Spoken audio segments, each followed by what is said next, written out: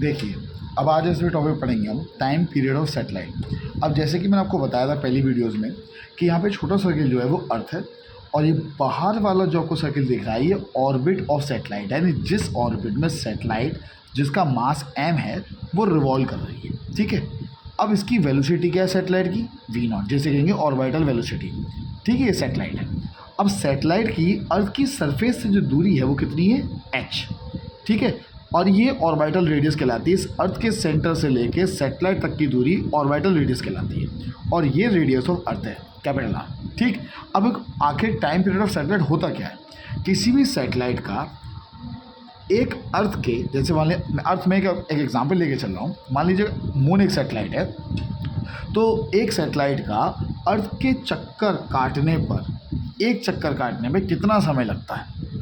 Time taken to complete one revolution of satellite around the earth, ठीक है, is known as time period of satellite. अब ये जब चक्कर काटेगी तो कितना डिस्टेंस कवर करेगी ये? 2πr। और हम पहली वीडियो में निकाल चुके हैं कि ऑर्बिटल वेलोसिटी जो होती है सैटेलाइट की वो कितनी होती है? √gm/r। ये आर को क्या बोला गया? स्मॉल आर को फिर से मैं बता देता हूँ, इसे कहते हैं ऑर्बिटल रेडियस, यानी सेंटर से लेके सैटेलाइट तक की दूरी। ठीक है, अब टाइम बराबर क्या होता है? Distance upon speed. स्पीड क्या है? ऑर्बिटल वेलोसिटी है, तो ये हो जाएगा 2πr/v0। अब टाइम बराबर 2πr और ऑर्बिटल वेलोसिटी हमें ऊपर ही वाली है ये √gm/r, तो √gm पर हमने यहाँ लगा दिया। ये r सबसे कहाँ से ले जाएगा? ऊपर। जब यार ऊपर से ले जाएगा तो क्या आएगा? 2πr√r/gm। अब मैं इसको सॉल्व करके दिखाता हूँ, वरना अक्सर बच्चों को यहाँ पे दिक्कत आती है कि आया कैसे, जो नेक्स्ट जो टॉपिक आएगा। देखिए 2πr को ऐसे लिखा, अब रूट का मतलब होता है पावर, तो उसकी पावर कितनी है? 1/2, और ये gm है तो gm की पावर कितनी होगी? 1/2 होगी, दोनों रूट के अंदर थे। अब यहाँ पे हम ये जानते हैं कि r की पावर यहाँ पे 1 है और इसकी पावर कितनी है? 1/2 है। मल्टीप्लाई में अगर बेस सेम हो तो पावर प्लस हो जाती है, 1 + 1/2 कितनी होगी? 3/2, और gm की पावर कितनी? 1/2। अब मैं इस r को ऐसे लिख सकता हूँ, r का क्यूब और उसकी पावर 1/2, ठीक है, और gm की पावर कितनी होगी? 1/2। अब आप देखेंगे कि दोनों की पावर 1/2 होल है, तो उसको मैं कैसे लिख सकता हूँ? 2πr³ और होल पावर क्या हो गई? √में हो गई। ये टाइम पीरियड निकल के आया। अब मान लीजिए, हम अच्छे से जानते हैं कि ऑर्बिटल रेडियस स्मॉल r किसके बराबर है? ये पूरी r किसके बराबर है?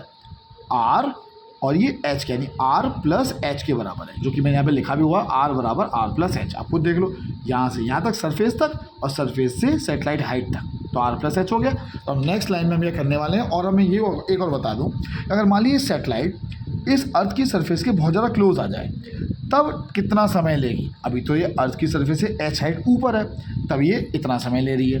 अब मान लीजिए अर्थ की सरफेस के नियर बाई आ गई तो ये h तो कैंसिल हो जाएगा, बचेगा क्या? कैपिटल R ही बचेगा। या मैं कह सकता हूँ कि ये बड़ा वाला r, ये जो स्मॉल r है वो इस कैपिटल R के बराबर हो जाएगा। तो देखिए हम क्या करेंगे इसके बाद, t बराबर r की वैल्यू लगा दिया, r + h का होल क्यूब अपॉन gm।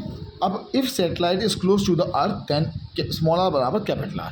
तो हम कुछ नहीं करेंगे, ये तो हमने ऐसे का ऐसे लिखा। अब हम जानते हैं कि स्मॉल g और कैपिटल G में रिलेशन ये होता है, स्मॉल g बराबर कैपिटल Gm/r²।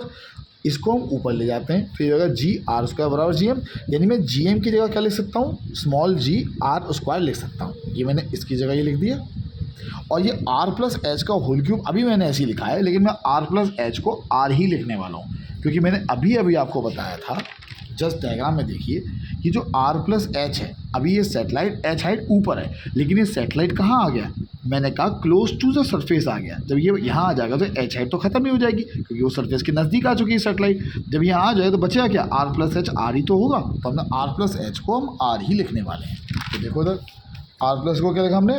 r का क्यूब। अब यहाँ पे Gr² नीचे, r² से 2 पावर कैंसिल हो जाएंगी, बचा क्या? 2π√r/g। ये time taken by the satellite है, जो जितना एक चक्कर काटने में उसको कितना समय लगता है, ये इतना ही रहेगा। Okay, thank you.